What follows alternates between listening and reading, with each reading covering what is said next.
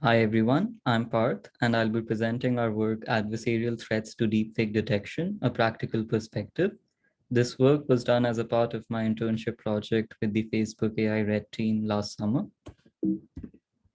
So deepfakes are these facially manipulated videos that can be used to spread disinformation or harass individuals. And because of this malicious use case, the detection is a very well-motivated problem. In fact, Facebook recently conducted the Deepfake Detection Challenge, in which the winning entries use CNNs to classify real videos from fake videos. And typically, a deepfake detection system works on the following pipeline. So they take a video frame and then they crop out the face from it using a face detection algorithm. And then this cropped face is fed to a CNN after going through some input transformations. And the CNN gives it a label which can be real or fake. And the best performing models relied on this simple per frame detection pipeline. However, the problem with such a setup is that CNNs have been shown to be vulnerable to adversarial examples. In fact, some of the past works have studied these vulnerabilities for deepfake detection systems specifically. So in this work, we aim to expand on this study and answer the following questions. One of them is that can we bypass the state-of-the-art detectors in a black box setting?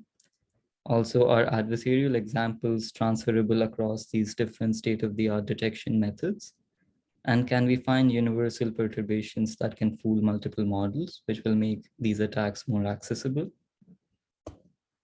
So the way our attack works is that we take this deepfake detection pipeline, and then we define a loss function that encourages the prediction of the CNN to be the same as a target label. And then we backpropagate this loss all the way through the CNN and through the input transformation functions to the cropped face. And we update the face in the direction of the gradient to get the adversarial face, which is then projected back to the frame. And then we combine all these frames together to form the adversarial video. So in the simple white box attack setting, we define this loss function that encourages a higher score for a target label Y. And then we update our input using the iterative fast gradient sign method. Now, while this attack achieves a 100% fooling rate for the same victim model, it is not very transferable across unseen models. And one of the reasons for that is that different detection systems can use different input preprocessing steps. So we aim to design a more robust and transferable attack that is robust to a transformation set T. So we simulate the transformations like adding Gaussian blur or adding Gaussian noise or resizing the image while training the perturbation. And we define the loss to be an expectation over these transformations.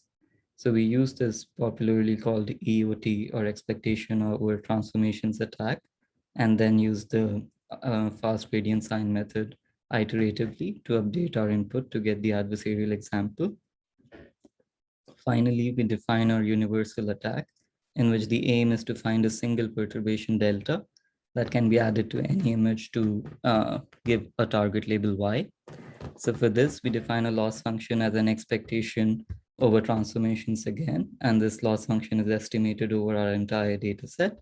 And we ensure the constraint that the perturbation is less than epsilon by defining delta to be epsilon times tan h of p, where p is a trainable parameter. So the victim models we consider in our work are the top 3 winning entries of the deepfake detection challenge. And here are the classification models and the face detection systems used by them. So for a simple white box and robust transferable attacks, as I described, we noticed that there's a significant increase in the fooling rate for unseen models when we use the robust and transferable attack. So as you can see, for a slightly higher level of perturbations, the fooling rate for unseen models, which is, for example, the second column of the first row in both the tables, we can see that here we achieve 89% fooling rate for an unseen model, whereas here we achieve 59%.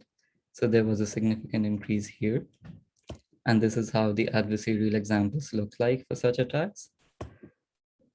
And here are the results of our universal attack, where we can see that as we increase the amount of perturbation, the perturbation gets more perceptible. And at epsilon equal to 0.156, here are the fooling rates we get on different models. Thank you.